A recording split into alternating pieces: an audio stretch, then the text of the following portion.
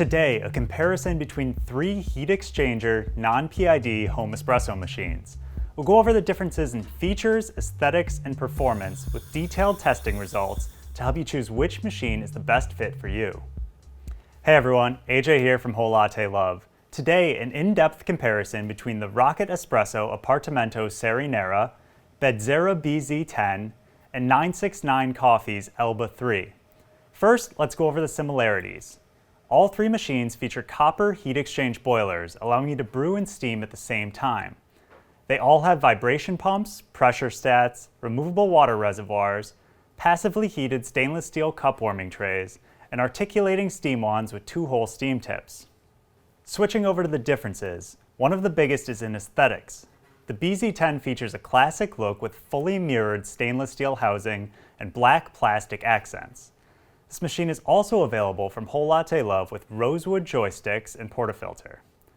The Elba 3 comes stock with wooden steam knob, brew lever, and portafilter handles. Switching over to the Appartamento, you have a much more modern appearance with matte black housing, laser-cut side panels, and customizable color inserts, giving you far more options to choose from. In my opinion, the Appartamento Serie Nera is one of the best-looking machines on the market. Technical differences between the models. The Appartamento has the largest boiler at 1.8 liters, while the other two are 1.5 liters. At 1500 watts, the Elba 3 has the strongest heating element of the group. The Appartamento and Elba have an E61 group head, while the BZ10 uses Bezzera's electrically heated group.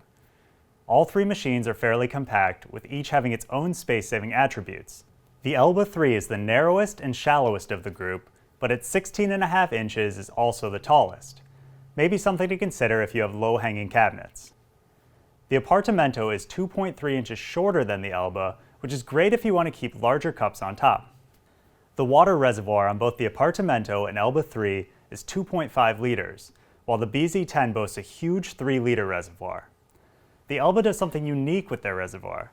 Instead of removing the top plate like most machines, the entire cup tray slides forward on rails to allow easy access and quick filling. On the Appartamento and Elba 3, shots are pulled with a brew lever, whereas on the BZ10 it's controlled by a switch. The Appartamento and BZ10 each have dedicated hot water taps, though the wand on the Appartamento will give you more filling positions. The Elba 3 doesn't have a hot water tap, but you can still pull hot water through the group if necessary. Looking at the steam wands, Rocket's wand features no burn, cool touch technology, while the other two use rubber grips for repositioning. The wand on the BZ10 has the least travel distance of the 3, providing less pitcher positions and angles while frothing, but this also prevents the wand from coming in contact with the drip tray or machine face. On the Appartamento and Elba, steam is activated by a knob, while on the BZ10 it's a 2-position joystick. The BZ10 and Elba have dual gauges to display both brew pressure and steam pressure. The Appartamento only has a single gauge for steam pressure. Looking at the drip trays, the BZ10 is fairly standard, with the main section of the tray being removed from the frame for pouring out and cleaning. The Appartamento's is similar, but features a nice magnetic attachment, which makes it feel more solidly installed on the machine. The Elba's tray has a very unique design in that the entire tray is removable and has its own set of feet. Not only does this allow for easy cleaning, but gives you the ability to brew into extra tall cups. It also gives you the option of more condensed storage if counter space is at a premium. The Elba's drip tray also holds considerably more liquid at 48 ounces, compared to the 28-ounce capacity on the Appartamento and the 22 ounces on the BZ10. This extra room comes in handy if running cooling flushes directly into the tray rather than a separate cup. Here are all of the accessories that come in the box with each machine. Note that the Appartamento and Elba 3 include single and double spout portafilters, while the BZ10 only has a double spout with different filter baskets for single and double shots. The Appartamento and BZ10 also include tampers, though Rocket's metal tamper is much nicer than Bezzera's plastic one. With the Appartamento and BZ10, you get a group cleaning brush, and the BZ10 also adds a coffee scoop. Each machine features an overpressure valve, or OPV, which is set at the factory to optimal brew pressure level. We don't recommend changing this, however it is adjustable on all 3 machines. On the Elba, the adjustment screw can be accessed from outside the machine, while on the other two, you would need to go inside. From a servicing standpoint, The Elba is the easiest to get inside, with 4 screws on the outside of the machine for easy removal of the housing in case you need to do any work on the machine at home. The BZ10 hides its access points, but is still fairly easy to take apart.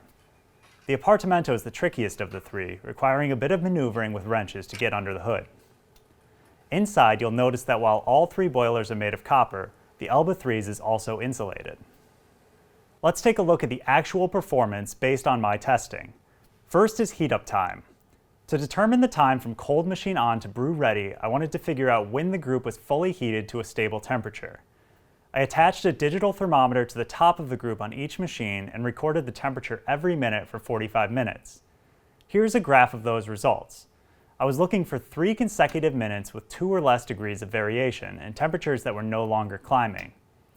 With its electrically heated group, the BZ10 was the fastest at 20 minutes, followed by the Appartamento at 26 minutes, and lastly the Elba at 31 minutes. Keep in mind you can shorten heat up time on these machines by running blank shots of water through the group, or use an outlet timer to turn on the machine and have it heated up before you're ready to use it. As for steaming ability, I tested each machine to see how long it takes to heat 5 ounces of milk from fridge temperatures in the mid-40s to 140 degrees Fahrenheit. The results were similar, with the BZ10 edging out the competition at 17 seconds, the Appartamento coming in second at 19 seconds, and the Elba 3 finishing in 20 seconds. In general, with non-PID heat exchangers, you want to run a cooling flush if the machine has been sitting idle in order to clear out overheated brew water in the system. The best technique for this will be machine-specific, and you'll have to play around a little to find out what works best for you based on your frequency of use. As a general starting point, run water until you no longer see or hear it bubbling or hissing, indicating flash boiling, then another 5 or 6 seconds after that. I find this easiest to do through a single spout portafilter. After that, immediately pull your shot. To sum it all up, each machine has certain benefits over the others. For someone looking for a machine with a narrower footprint, who wants the ability to easily access adjustments and internal components for servicing, the Elba 3 is the way to go. For a more classic look, faster heat up times, and slightly stronger steaming capabilities, I'd pick the BZ10. For modern style with customizable accents, ergonomic wands, levers, and knobs, the Appartamento Serinera is the machine for you. If you have any questions about these machines, drop a comment below and I'll get you an answer. I'm AJ and thanks for watching. Be sure to subscribe and come back to the channel for more of the best on everything coffee, brought to you by Whole Latte Love.